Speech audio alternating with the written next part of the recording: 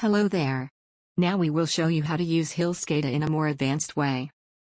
Also, we will introduce the trigger settings in Capture and Scope, how to export captured data, how to stream and log a signal to the external file, and more. We will be continuing with our model from module HIL SCADA. First, let's modify the model a little bit.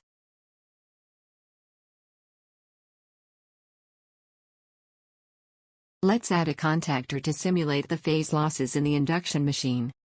For this, we can go to the Library Explorer, Contactor folder, Ideal, and then drag and drop the single-pole single-throw contactor on phase C.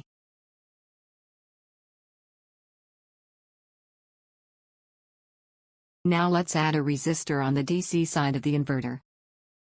You can find this, along with all other passive components, in the Passive Components library. Let's add it to the DC line and set the value of the resistor to 0.1 ohm.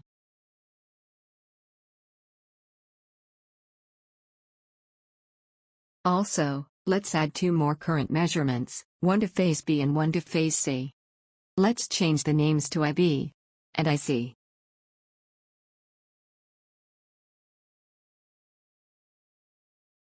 Let's compile this model again and let's open it in HIL SCADA.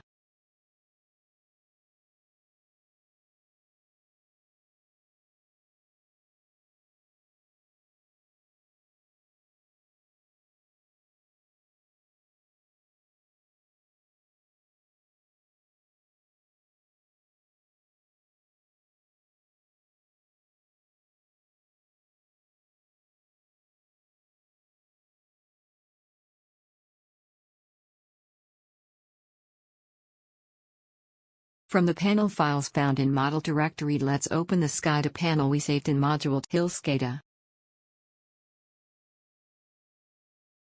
Since we have added a contactor, we will need to control it.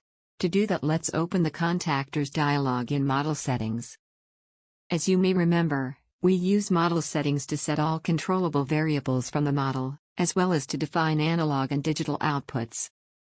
In addition, it is possible to override the state of switches in the converter, as well as directly set the initial parameters for the machine, among others. Now let's set the state of the contactor. First, let's turn on software control of the contactor. The normal state of the contactor should be closed for our model. We can close the contactor here, or we can use our HIL API and code editor inside the panel initialization dialog. Let's open panel initialization, and let's enable code editor. Now, let's find the contactor S1, check the checkbox, and set the state to closed. Let's set the cursor on the line where we want to insert the code. Now we can insert this code to the panel initialization. Let's save and close the panel initialization. Now, whenever we start the simulation, the panel initialization script will automatically run. Now let's start the simulation. Let's open Model Settings, and now we can see that the contactor is controllable from the software and the state is closed. We can also control the contactor using action widgets in the library. Let's use the checkbox and drag and drop it to the SCADA panel. Let's double-click it. We can see that we already have a template for the contactor logic, and the state of the checkbox is available through the variable input value. Also, let's rename the checkbox to contactor state. Now, the code editor can help us. Let's again find the contactor and insert the code in the macro code. If the checkbox is checked, the contactor is in the closed state.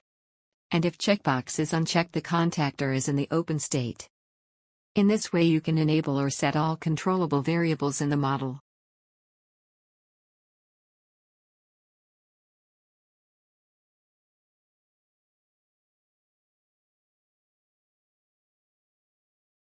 To observe all signals in real time, we need to use Capture Scope.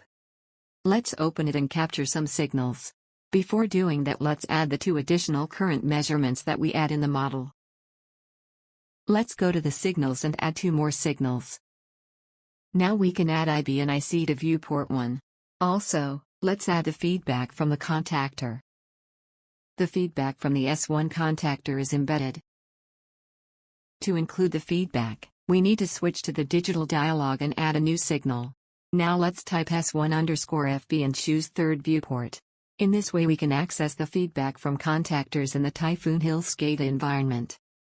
As you can see, we don't have a S1_FB probe in the model. This feedback is embedded in the component itself. You can find similar data readings for the machines and converters. Let's choose a time interval of 0.1 seconds and let to the force trigger. Now it is time to show how you can enable the trigger capture and capture scope.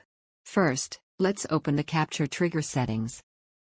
Here we can define the type of the signal, source for the trigger settings, rising or falling edge, threshold for analog signal, offset and use first trigger checkbox.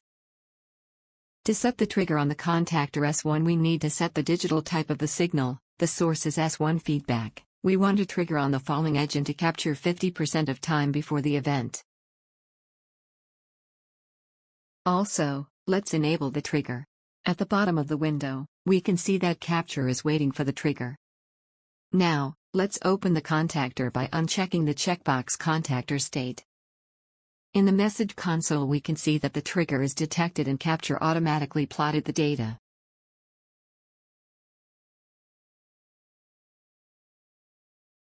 At this moment we would like to introduce the cursors.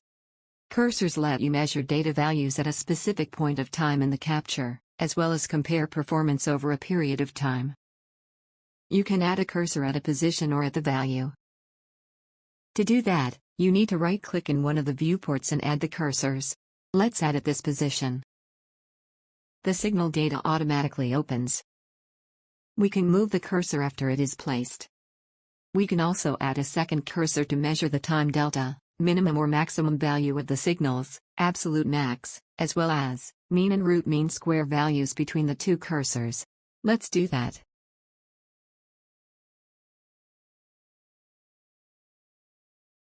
Let's remove the cursors by right-clicking on the viewport and selecting Remove All Cursors. Now it is a good time to show you more possibilities in capture scope.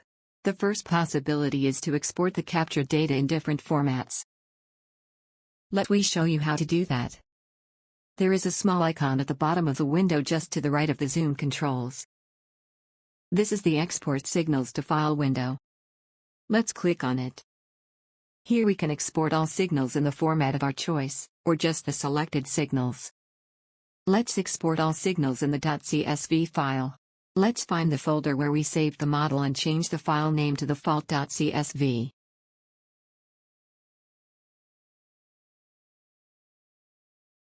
Now let's open the .csv file and see the values.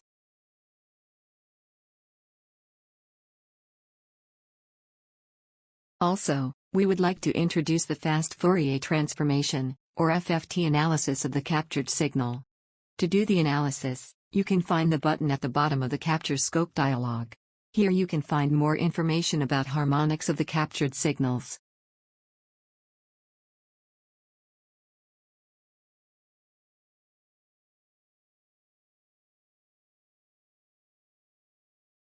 Also, at this moment we would like to introduce the signal and stream data loggers. Enabling signal streaming allows acquisition and logging the signal at a medium sample rate. Signals can be streamed at up to 512 kilosamples per second for all execution rates.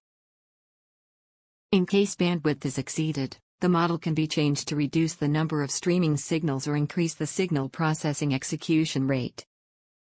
Firstly, let's stop the model simulation.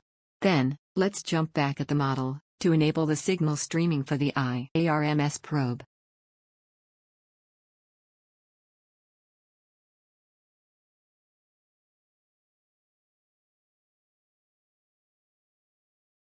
Visually you can see that the IARMS is now a streaming probe. Let's compile and load the modified model.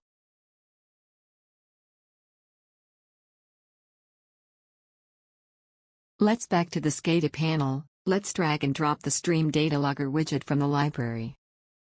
Let's double-click on it and see what we have inside. The Stream Data Logger widget stores a stream of data that comes from streaming analog and digital signals to a user-specified .csv, space.h5, or .mf4 data file. In this case, we will choose .csv. Let's add the IARMS streaming probe in the streaming signals settings. Also, we can save the streaming file in the panel file directory. Also, let's set the log file name of the streaming signal to earms_streaming and click OK. The logging will start when the simulation begins. Let's start the simulation and then stop it after at least 2 seconds of simulation time.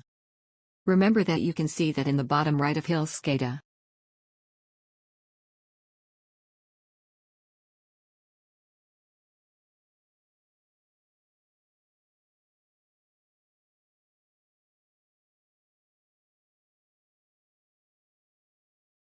Now, let's open the saved file.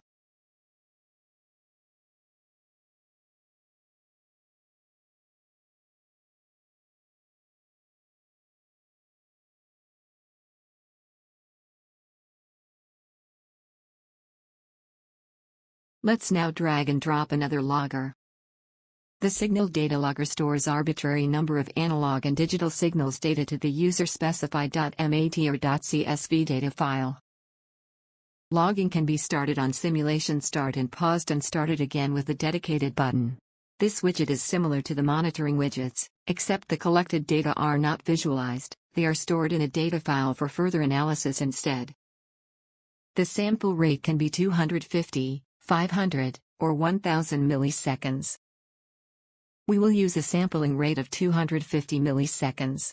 Let's follow a similar process as we did with the steaming logger, only in this case let's log the machine speed. As in the previous case, let's use a .csv file. Let's find the machine speed analog signal in signal settings, and let's set the log file name to speed_logger. If the simulation is running, we can just press the start button on the signal data logger and it will start logging. Let's log for a few seconds.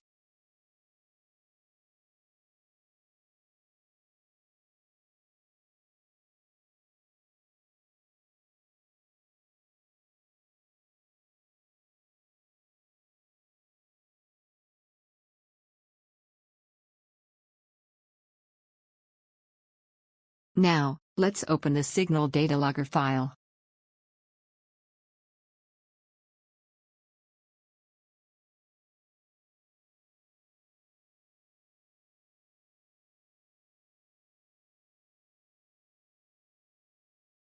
In this session you learned how to use Capture Scope widget, exporting the data, basics of HIL API and code editor, multiple ways to control variables in the model, as well as signal and streaming data logging.